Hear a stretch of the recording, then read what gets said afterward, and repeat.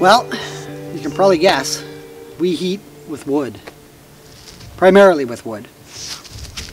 We were invited by Joe Youngblood, YB Family Farms channel, to participate in this little educational tag video about how we heat our homestead. And we heat with wood.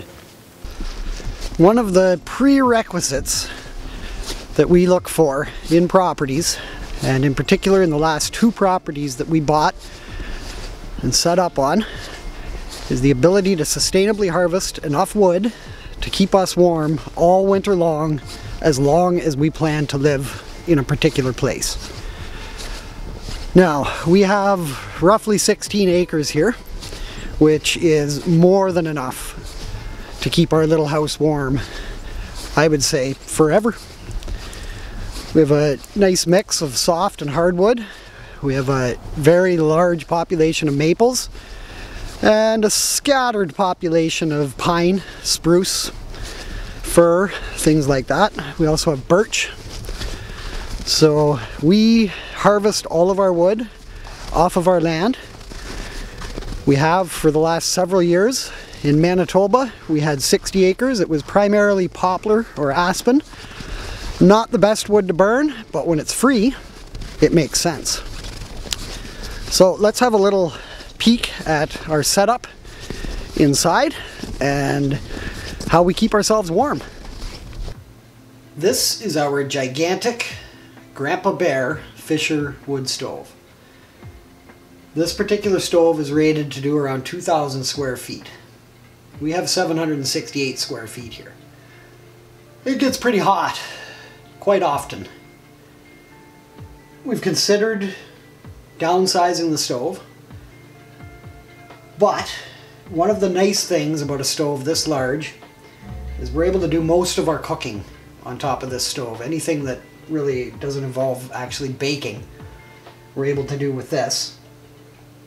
So we're still up in the air as to whether or not we're actually going to replace the stove with a smaller one. We run these 2 eco fans, heat activated eco fans. These are made in Canada. I'm assuming that there are probably other brands of these out there, and other folks in other countries are probably using them. Generally, these 2 fans are pointed back that way. One of them heats the washroom, the other one heats the bedroom.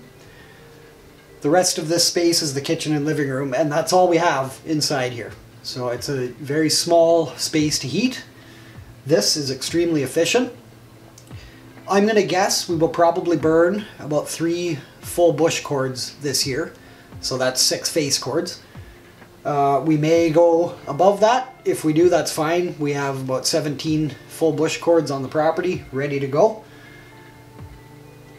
As far as heat distribution throughout the house, we do move air down into the crawl space below the house and try and keep some circulation happening with 2 booster fans in the vents. One of the booster fans is in a vent in the washroom. The other booster fan is in a vent blowing up right over here in the living room. And this just gives us a nice circulation, keeps the crawl space warm, keeps our feet warm. That's a bonus because cold feet, never fun, especially when it's extremely cold outside.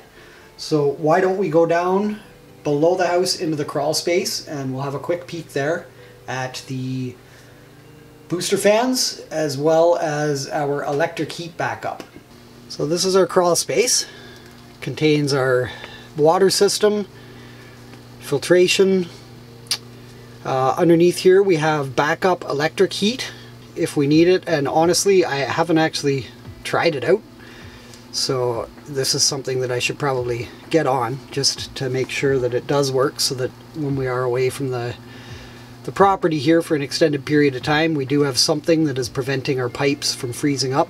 Venting into the crawl space, we have in the washroom, we have this little booster fan that is pumping air down into this space, which keeps us from having to use the electric heat down here. Now it does not get cold down here at all, but this is just a little bit of extra insurance. When it does get really cold down into the -20s, that things stay thawed out down here. And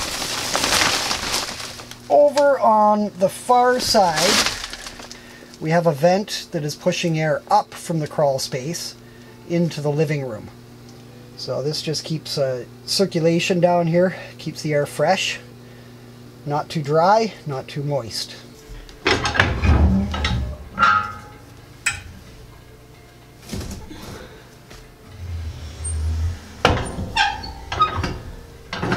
I'm not a very big fan of your primary heat source being electric or natural gas or oil. In the event that you lose power, and especially in the cold months for an extended period of time, you're going to have some big problems staying warm, which is why the last several houses that we have lived in have all had a wood heat source.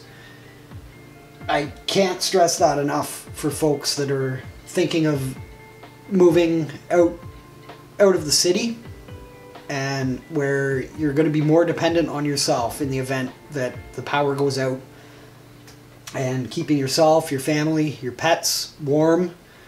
You can still cook if the power goes out. So that is a big thing for me in our home. Joe, thanks again for the invite to share a little bit of a very important homestead topic with all the viewers. I'll leave a link to the playlist in the description, and I'll leave one somewhere around here. So until next time, folks, see ya.